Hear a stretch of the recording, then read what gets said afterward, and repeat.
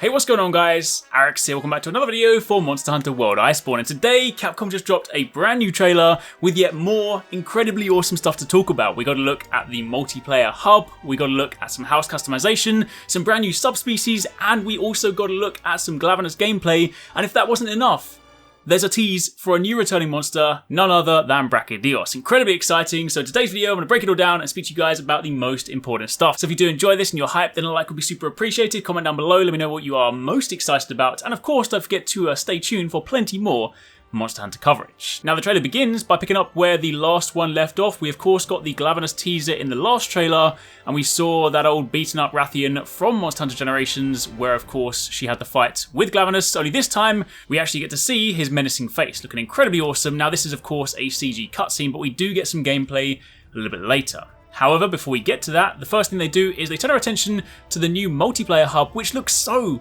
awesome, and there are so many more facilities. You can see it is much bigger than the current hub. We have some hot springs where you can of course sit down, just relax and chill out with your friends. We then have the next scene, which I assume is of course where you go to have your quests. We also get another interesting look at some new armor here. We see the Rathalos Master Rank armor in the background. We get a look at the Levasioth Master Rank armor with the Hunter over here by the desk on the left, also with the Palico wearing that as well.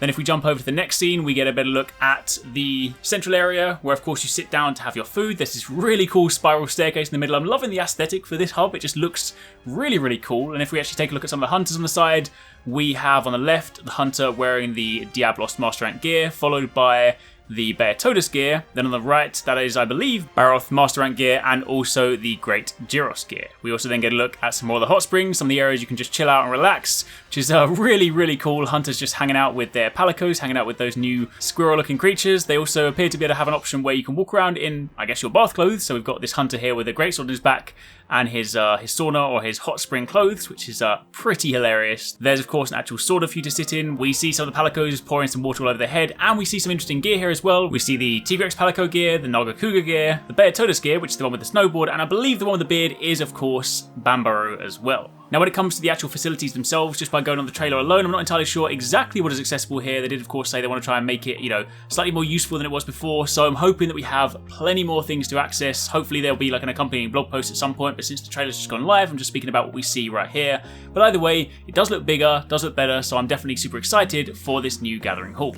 Now the next scene takes a look at our personal space, the Hunter Room, and this is actually really cool because something I speculated already based on one of the pre-order items, but it seems you can actually customize your room. Of course in Monster Hunter World you've always been able to pick between the different rooms, but this time there's actually items you can change. They're actually, you know, items to decor, the floor, the wall, things like that, so that's incredibly awesome. I do hope there's a way to invite other people into your room so that it's not just kind of like a space that basically has no value, but either way, very cool.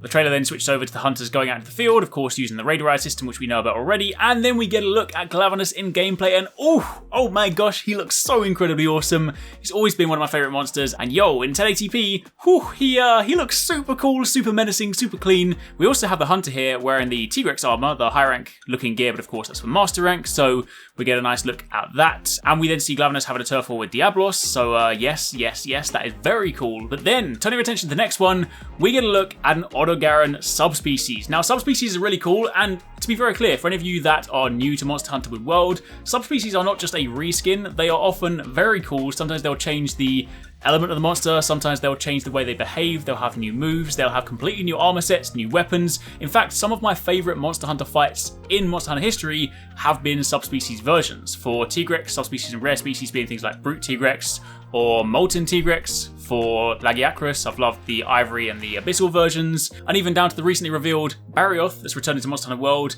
the sand version of him has always been incredibly awesome. So subspecies are a very cool addition, and since Odogaron's always been one of those monsters that's had very cool armor, knowing that it has a subspecies now means there will probably be two versions of the incredibly cool armor, and yes, I cannot wait to see that. But it actually seems in this one that he has dragon element, which is quite menacing. He looks super fierce, and given how much he loves to jump around, he's probably going to be quite a fearsome opponent. But then jumping over to the next scene, we get a look at a subspecies for Anjanath, and this actually super excites me because Anjanath has always been a cool monster, but given that it was one of those early low tier monsters, it never really got too much appreciation or too much attention towards the end of the game. But the fact that it's now got a subspecies in Master Rank means it might actually be a bit more viable towards end game. And he actually has some lightning attacks, and you see him having a turf war with Tigrex Soa, he looks pretty menacing, so that is also incredibly exciting. Now, we do see some weapons from what I believe to be Nagakuga. We see the Nagakuga Charge Blade. Unfortunately, it is Naga parts on an iron Charge Blade base. However, if you jump over to something like the Sword and Shield,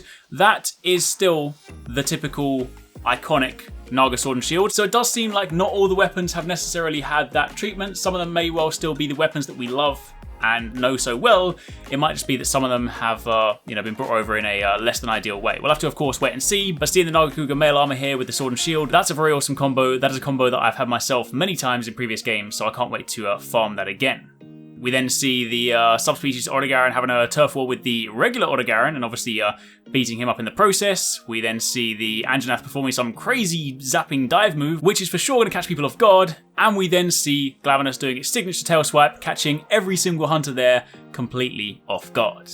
Then, of course, we have a couple of cutscene elements, and then to round it all out, we have a tease for Brachydios. Now, in this situation, we don't actually see the monster, but what we see is incredibly iconic. We have Odogaron coming out of here with green slime all over him, and of course, Brachydios is the originator of slime, which was then renamed to be Blast, and this then gets applied to the monsters. It starts green, it then goes yellow, it then goes red, it explodes, dealing massive damage, killing Odogaron, and that is, of course, your hint at Brachydios returning, which is incredibly exciting. So, for those of you that perhaps haven't fought that monster before, don't forget, as always, anytime a new monster gets announced to be returning, I do a follow-up video going over just who that monster is, so you get to know more about it, so you can expect that later on today on the channel, but for the time being, that is what we've got. I really hope you guys enjoyed that video. Remember to hit that subscribe button and also click on the little bell icon to turn on notifications so you don't miss my next upload. Also, don't forget, you can check out 269 and Paradise Central streaming over on Twitch 6 days a week. You can find a link to the multi-stream in the description box down below. Be sure to drop by and get involved. Thanks again for watching. Take it easy. Catch you next time. Peace out.